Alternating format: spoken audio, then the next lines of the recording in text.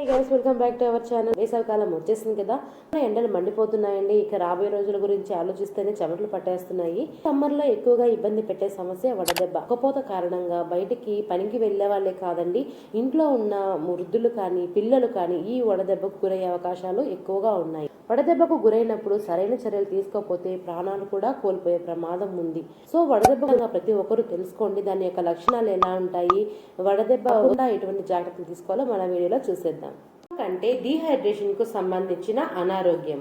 ఇందులో heat exhaustion, heat injury, heat stroke అనే 3 రకాలు ఉంటాయి. ఉష్ణోగ్రతల కారణంగా అలసటగా ఉంటుంది, ఎక్కువగా అలసిపోయినట్లు అనిపిస్తూ ఉంటుంది, కండరాల నొప్పి కూడా ఉంటుంది. హీట్ ఇంజరీలో శరీర భాగాలు దెబ్బతినే అవకాశం ఉంది, కిడ్నీ గుండె సమస్యలు వచ్చే అవకాశం కూడా ఉంది. హీట్ స్ట్రోక్ తీవ్రమైన సమస్య, దీనిలో శరీర భాగాలు తీవ్రంగా దెబ్బతింటాయి. దీని కారణంగా మెదడు పనితీరు దెబ్బతింటుంది, స్ట్రోక్ కూడా సంభవించవచ్చు. దీన్ని నిర్లక్ష్యం చేస్తే కోమాలోకి వెళ్లే ప్రమాదం కూడా ఉంది. వడదెబ్బ రిస్క్ ఎక్కువ ఎవరికిందో చూద్దాం. దెబ్బ 2 రకాలుగా ఉంటుంది. మొదటిది క్లాసిక్ హీట్ స్ట్రోక్, రెండవది exhaustion heat stroke. Classic heat stroke కారణంగా వృద్ధులు ఎక్కువగా ప్రభావితం అవుతారు. ముఖ్యంగా diabetes, hyper tension, cystic fibrosis, sleep disorders, kidney, ఊపిరితిత్తులు మీ శరీర ఉష్ణోగ్రతను ప్రభావితం చేసే మందులు వేసుకునే వారికి ఈ వడదెబ్బ తగిలే అవకాశం ఎక్కువగా ఉంటుంది. లివర్, థైరాయిడ్, రక్తనాళ సమస్యలు ఉన్నవారు క్లాసిక్ హీట్ స్ట్రోక్ కి గురయ్యే అవకాశం ఉంటుంది. ఎగ్జాషన్ హీట్ స్ట్రోక్ చిన్న వయసు వారికి సంభవించే అవకాశం ఉంది. ఎక్సర్సైజ్లు, శారీరక శ్రమ ఎక్కువగా చేసేవారికి, డీహైడ్రేషన్, శరీరం ఒత్తిడికి గురైనప్పుడు, సూర్యరశ్మికి గురైనప్పుడు ఎగ్జాషన్ హీట్ స్ట్రోక్ వస్తుంది. లక్షణాలు ఎలా ఉంటాయో చుదికి మారుతూ ఉంటాయండి. కొంతమందికి ఒళ్ళు నొప్పులు, అలసట, కళ్ళు తిరగడం, చెమటలు, అటాక్సియా, మైకము, చర్మం కందిపోవడము, వికారము, వాంతులు, అధికమైన దాహము, తక్కువ మూత్ర విసర్జన, వేగంగా కొట్టుకోవడము, మూర్ఛ, స్పృహ కోల్పోవడం వంటి లక్షణాలు కనిపిస్తాయి.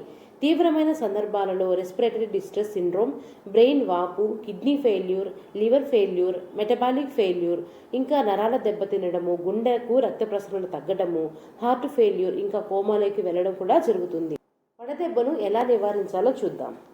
డయాబెటీస్, హైపర్ టెన్షన్ ఉన్నవారు శరీరాన్ని హైడ్రేటెడ్గా ఉంచుకోవాలి. ఎక్కువగా జ్యూసెస్ తీసుకోవాలి. మధ్యాహ్నం పూట బయటకు వెళ్ళకపోవడమే చాలా మంచిది. వారికి మెడికేషన్ సక్రమంగా తీసుకుంటూ ఉండాలి. ఉదయం 11 నుంచి మధ్యాహ్నం 3 వరకు బయట తిరగకపోవడమే మంచిది. అత్యవసర ఎమర్జెన్సీ పరిస్థితుల్లో వెళ్లాల్సి వస్తే తగిన జాగ్రత్తలు ఖచ్చితంగా తీసుకోవాలి. ముదురు రంగు దుస్తులు కాకుండా తేలికపాటి లేత రంగు దుస్తులను ధరించాలి. ఆల్కహాల్ శరీరంలోని నీటి శాతాన్ని తగ్గిస్తాయి. ఎండల కాలంలో మద్యానికి దూరంగా ఉండడం చాలా మంచిది. ఓఆర్ఎస్, కొబ్బరి నీళ్లు, ఉప్పు కలిపిన నిమ్మరసం లాంటివి శరీరంలో కోల్పోయిన లవణాలను తిరిగి భర్తీ చేస్తాయి. దోసకాయలు, పుచ్చకాయలు, దానిమ్మ, బత్తాయి లాంటి పండ్లు తీసుకోవాలి. వేసవిలో తేలికపాటి వ్యాయామాలు ఉదయం 8 గంటల్లోపే ముగించాలి. వడదెబ్బ లక్షణాలు కనిపించగానే చికిత్స అందించాలి, లేదంటే శరీరం పూర్తిగా నిర్జలీకరణం చెంది బీపీ, పల్స్ పడిపోయి కొన్నిసార్లు ప్రాణాలు కూడా కోల్పోయే ప్రమాదం ఉంటుంది. వడదెబ్బకు గురైతే ఏం చేయాలో చూద్దాం. మొదటగా ప్రథమ చికిత్సగా మెడ, ముఖం పైన ఐస్ ప్యాక్ పెట్టుకోండి.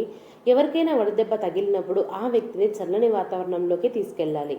ఒంటిపై దుస్తులను వదులుగా చేసి గాలి బాగా ఆడేలా చూడాలి. నీరు ఇంకా లిక్విడ్స్ బాగా అందించాలి. కొబ్బరి నీరు, చెరుకు రసాలు, పెరుగు, మజ్జిగ, పళ్ళ రసాలు వడదెబ్బ నుంచి రక్షణ కల్పిస్తాయి.